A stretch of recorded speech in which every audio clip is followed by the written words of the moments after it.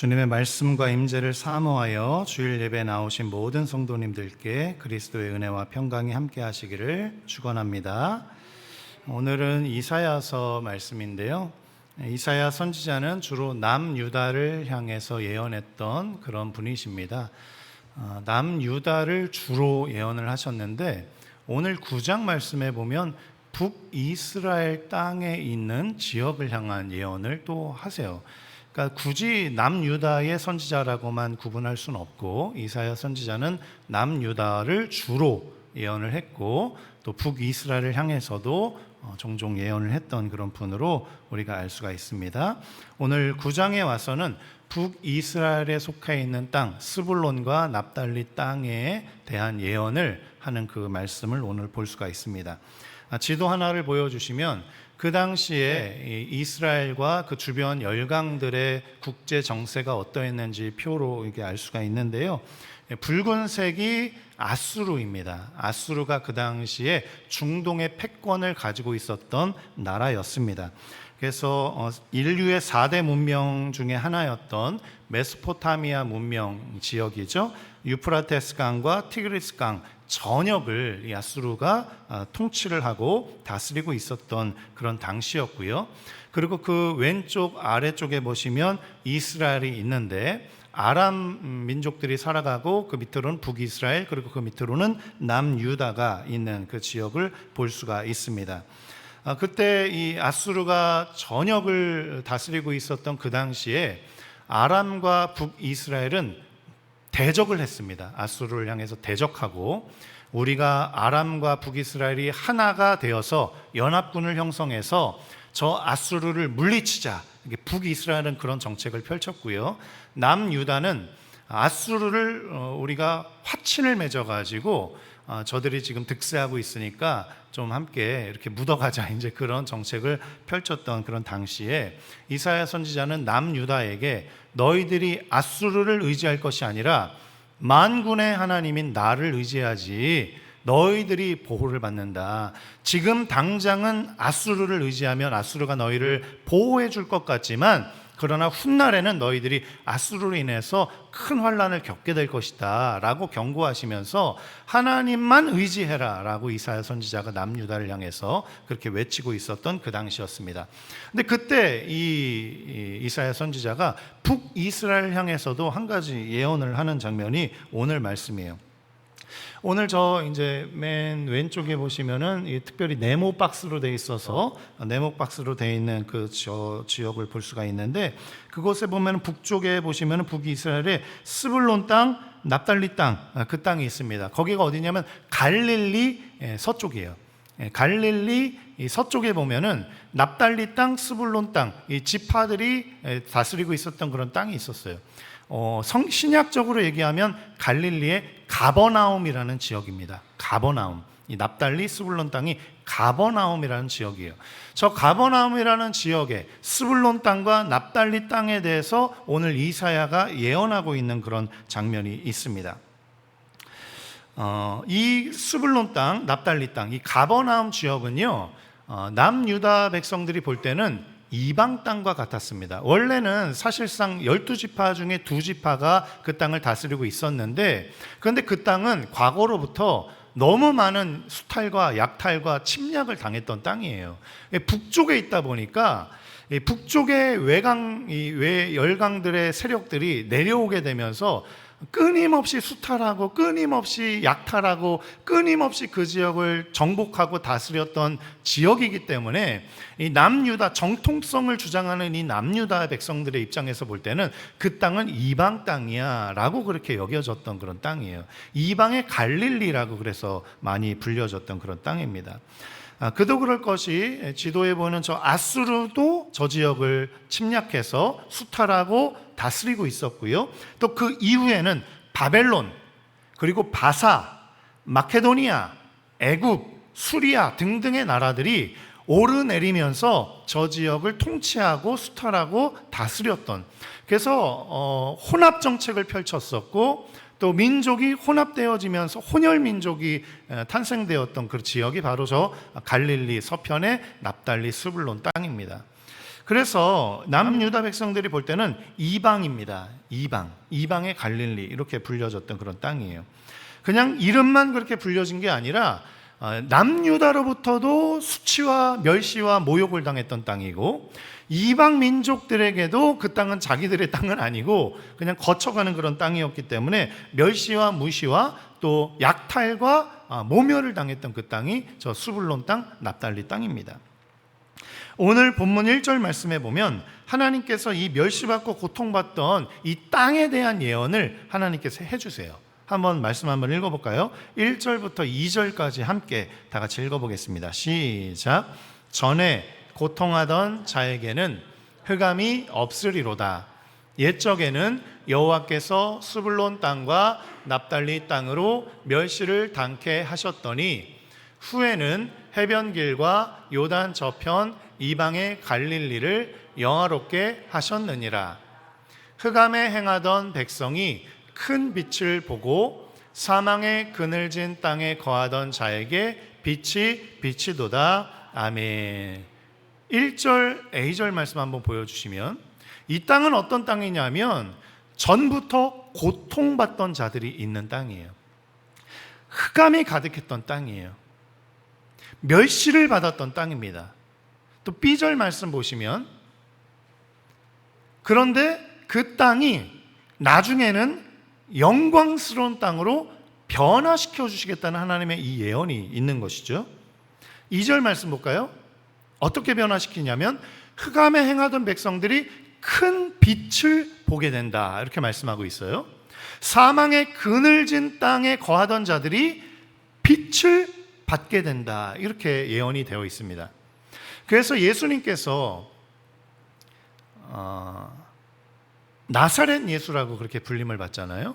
원래는 갈릴리 지역 중에서도 나사렛이라는 지역에서 어린 시절을 보내셨는데, 예수님께서 요단강에서 세례를 받으신 후에 공생애를 본격적으로 시작한 장소가 어디냐면 이 스불론 납달리 땅 가버나움이라는 곳입니다. 그러니까 예수님께서 최초로 회개하라, 천국이 가까이 왔느니라는 이 천국의 복음, 구원의 복음을 처음으로 선포했던 곳이 어디냐면 가버나움, 이 스불론 땅, 납달리 땅이라는 거예요. 이방의 갈릴리라고 불렸던, 서러움 있는 땅, 고통받던 땅, 멸시를 받던 땅, 이 땅에서 메시아 구원자 그리스도가 최초로 예수의 복음, 천국의 복음, 구원의 복음을 전했던 땅이 바로 이 땅이었다는 거예요. 그래서 이 땅에 대한 예언을 다시 한번 살펴보면 이 4절 말씀 한번 띄워주세요. 4절에는 또 이런 고백이 있습니다. 함께 고백해 보겠습니다. 이는 그들의 무겁게 맨 멍에와 그 어깨의 채찍과 그 압제자의 막대기를 꺾으시되 미디안의 날과 같이 하셨음이니라. 5절 말씀. 어지러이 싸우는 군인의 갑옷과 피 묻은 복장이 불의 섭같이 살라지르니. 아멘. 이 4절 말씀 다시 띄워주세요. 이 고통과 고난과 역경과 멸시와 수치를 당하던 이 땅, 고대로부터 계속 이방의 갈릴리라고 남유다 백성들로는 너희들은 혼혈민족이다, 너희는 이방인들이다, 멸시받고 무시당하던 땅, 외국에게도 또 너희는 우리 민족 친민족이 아니고 너희들은 우리들의 땅이 아니니까 또 수탈당하고 약탈당하던 그 멸시를 받던 그 땅, 그 땅에게 하나님이 무엇이라고 예언하시냐면 그들의 무겁게 맨 멍에를 주님께서 없이 해주시겠다, 어깨의 채찍과 압제자의 막대기를 꺾어주시겠다 라고 하면서 그들의 모욕과 수치를 해결해 주시겠다고, 회복해 주시겠다고 하나님이 그렇게 말씀하고 계세요. 그런데 어떻게 회복해 주시겠다고 말씀하시냐면 하반부에 보세요. 미디안의 날과 같이 하겠다, 이렇게 말씀하고 있어요. 하나님이 그 땅을 회복하긴 회복하십니다. 하나님 약속을 그렇게 주셨어요. 수치와 멸시와 고통을 받던 그 땅을 너희들을 내가 해결해 주겠다, 회복해 주겠다라고 약속을 하셨어요.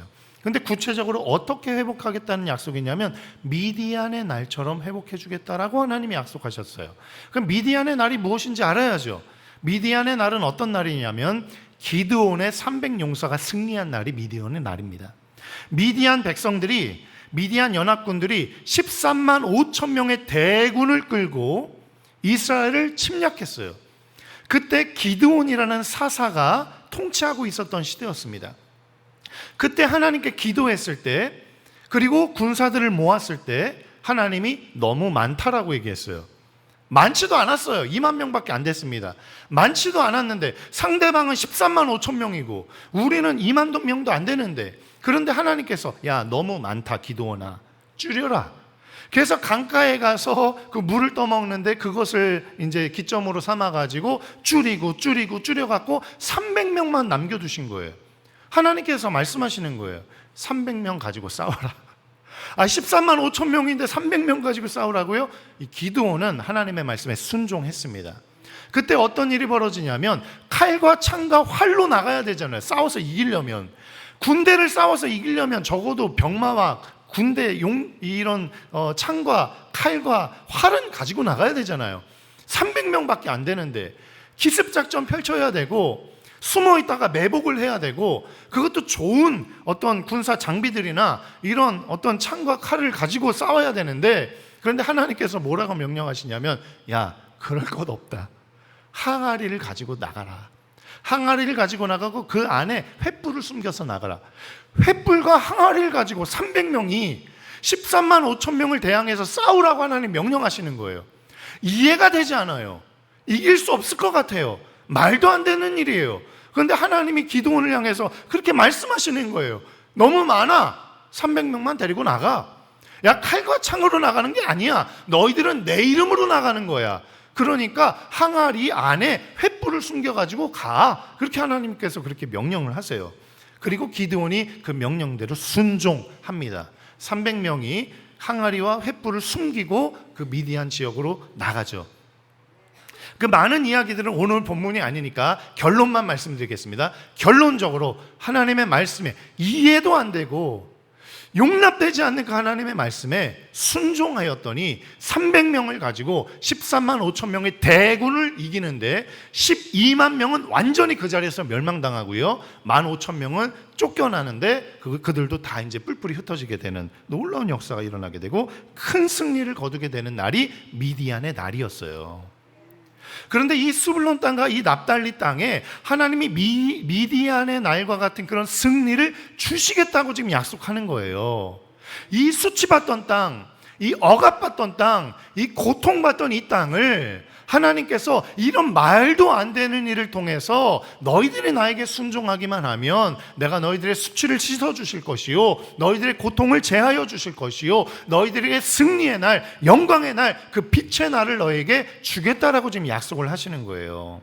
그럼 이 미디안의 날이라는 것이 구체적으로 어떤 날일까요? 이 미디안의 날은 오늘 성경 본문에 의하면 한 아기를 주시겠다는 거예요. 하나님의 아들을 보내주시겠다는 거예요. 오늘 말씀 6절 말씀 한번 보겠습니다. 함께 읽어보겠습니다. 시작. 이는 한 아기가 우리에게 낳고 한 아들을 우리에게 주신 바 되었는데 그 어깨에는 정사를 메었고 그 이름은 기묘자라 모사라 전능하신 하나님이라 영존하시는 아버지라 평강의 왕이라 할 것임이라. 아멘. 앞절 말씀 보시면 한 아기를 주시는 방법을 통해서 이 미디안의 날을 성취하시겠다는 거예요. 그 한 아기는 하나님의 아들이라고 지금 설명하고 있습니다. 그런데 이 아들, 아기의 이름에 대해서 설명을 해주고 있는데 그 어깨에는 정사를 메었다는 거예요. 정사는 무엇이냐면은 권세입니다. 권세, 통치권입니다.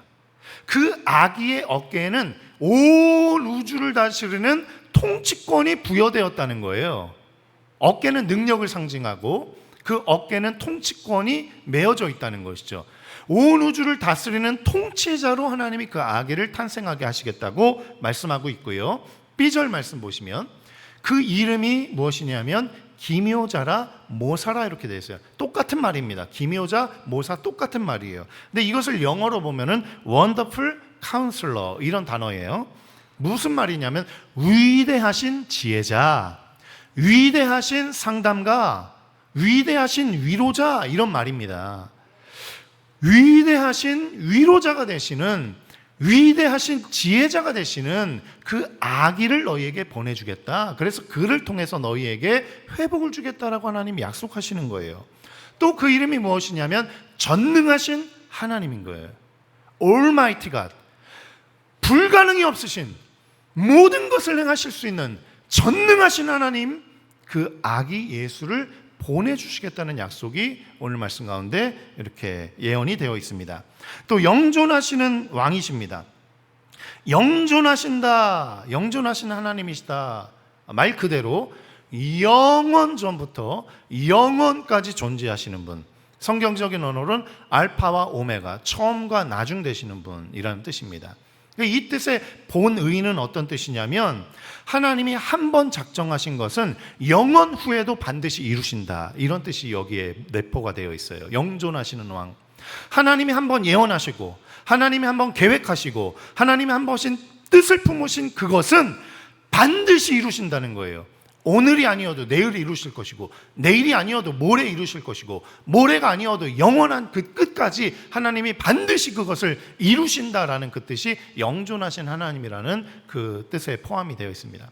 하나님의 예언은요, 하나님의 약속은, 하나님의 그 계획은 반드시 성취가 되는 것이죠. 또 평강의 왕이라고 되어 있습니다. 샬롬이란 뜻인데 참된 평강을 주신다는 거예요. 참된 평강을. 거짓 평강, 일시적인 평강이 아니라 영원한 평강, 완전한 평강, 평안을 우리에게 주시는 분이 그 아기라는 것이죠. 그래서 그 하나님께서, 그 아기 예수님으로 오신 그분께서 우리를 회복하신다, 스불룬 땅을, 이 납달리 땅을 회복해 주신다라고 지금 설명을 하고 있는 것이죠. 7절 말씀도 볼까요? 함께 읽어보겠습니다. 시작. 그 정사와 평강의 더함이 무궁하며, 보세요. 그 아기 예수가 탄생되어서 그 수치와 모욕을 당하던 그 스불론 땅, 납달리 땅이 어떠해지겠다고요? 그 하나님의 위엄과 권세와 평강을 그 땅에 부어주시겠다는 거예요. 그 땅에. 하나님의 통치권을 그 땅에 부어주시겠다는 거예요. 하나님의 평강을 그 땅에 더해주시겠다는 거예요. 마저 읽어보겠습니다. 또 다윗의 위에 앉아서 그 나라를 굳게 세우고 자금 이후 영원토록 공평과 정의로 그것을 보존하실 것이라. 만군의 여호와의 열심히 이를 이루시리라. 아멘. 영존하시는 하나님께서 하나님의 열심으로 반드시 이것을 이루시리라 라고 약속하시는데, 어떤 약속이냐면 그 땅에 통치권이 부여되고 그 땅에 평강이 더하여지는데, 어떻게 더해지냐면 무궁하도록 더해지는 거예요. 무궁하도록. 영원까지 그 땅이 평안하게 된다. 영원한 평안, 영원한 축복, 영원한 생명을 그 땅에 주시겠다는 것이죠. 그래서 영원토록 그 땅이 공평하게 되고, 그 땅은요 멸시받고 수치당하고 모욕당하고 외면당하던 땅이었는데 그 땅에 하나님이 공평한 세상을 만들어 주시겠다는 거예요. 정의로운 세상을 그 땅에 만들어 주시겠다는 거예요. 그리고 그것을 영원토록 보존해 주시겠다고 하나님이 이렇게 약속을 해 주신다는 것이죠. 하나님의 예언이 어떻게 누구를 통해 성취될지, 그리고 그 땅의 훗날 어떻게 변화되어질지 오늘 이 이사야서 9장 말씀을 통해서 하나님이 예언하고 계시는 그런 말씀입니다. 좀 더 구체적으로 3절 말씀을 보면 그 땅에 어떤 일들이 펼쳐지게 되는지 나타나게 되는데요. 한번 읽어보겠습니다.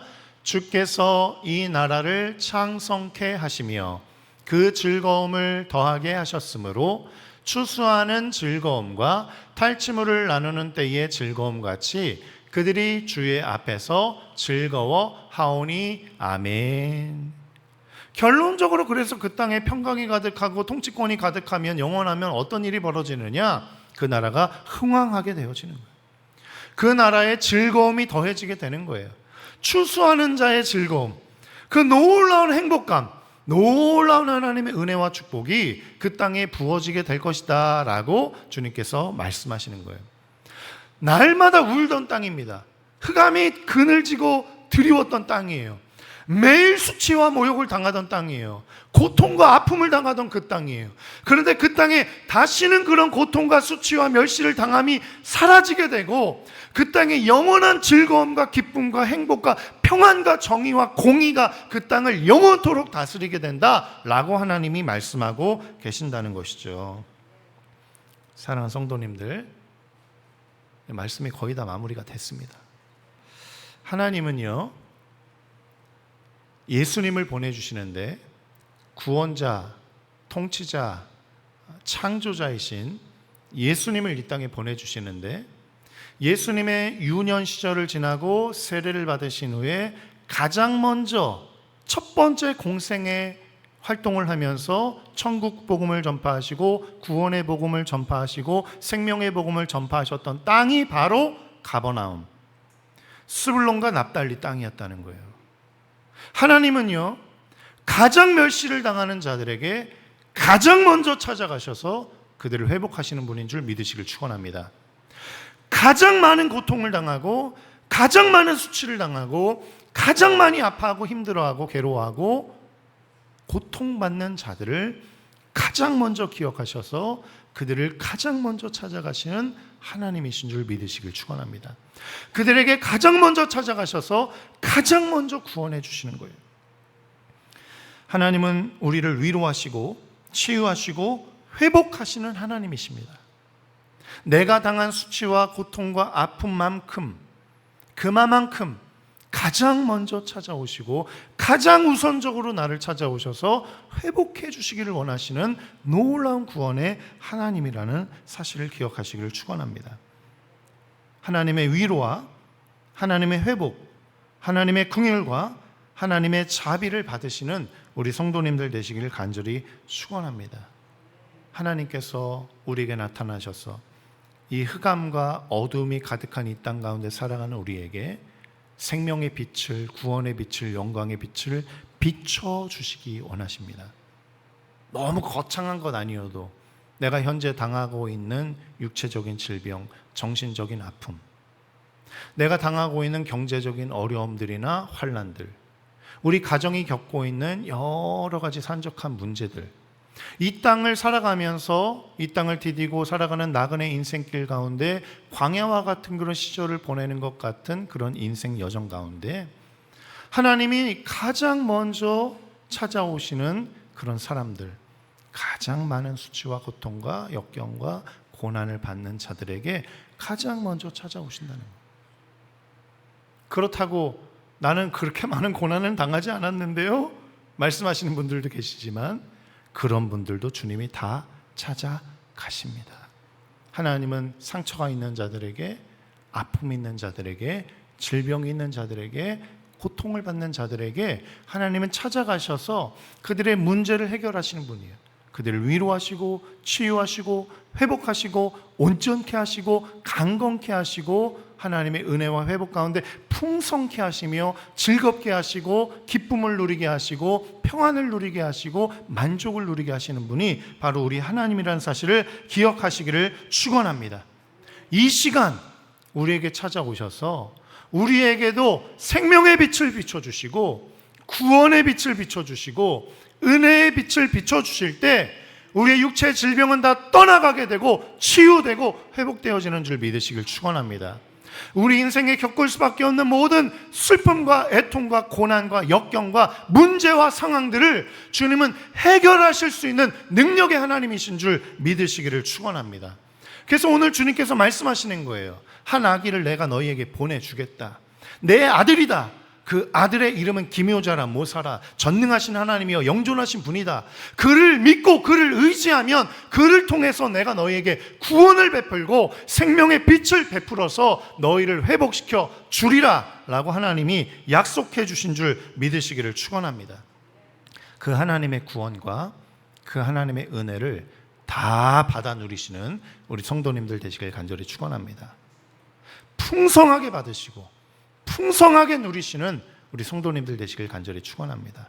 뿐만 아니라 그 하나님의 은혜와 구원을 풍성하게 받았다면 이제는 이 세상 가운데 또 여전히 흑암 가운데, 아픔 가운데, 절망 가운데 슬퍼하고 좌절하고 낙담해 있는 스불론과 납달리 땅에 살아가고 있는 그 영혼들, 이 세상 사람들에게도 나아가셔서 여러분이 주님이 말씀하시기를 빛이요 세상의 소망이라고 말씀하셨으니 그들에게 나아가셔서 그들의 절망을 소망의 빛으로 비추시는 빛의 사명을 감당하시는 우리 성도님들 다 되시기를 간절히 축원합니다. 우리 사망의 그늘에 앉아 이 찬송 결단 찬송으로 부르시고 말씀을 의지해서 하나님, 제 안에 있는 슬픔과 낙담, 고통과 역경 주님의 빛으로 비춰주셔서 다 치유하여 주시고 회복해 주옵소서. 또 하나님, 나는 이미 구원받았고 은혜를 받았는데 풍성하게 누려지게 하셔서 이 세상에 또 다른 수불론 납달리 땅에서 신음하며 아파하고 있는 영혼들, 죽어가는 영혼들을 세상의 빛이 되어서 그들을 살리고 구원하고 치유하는 생명의 사역 내가 감당하게 하여 주옵소서라고 우리 주여 세 번 외치고 기도합니다.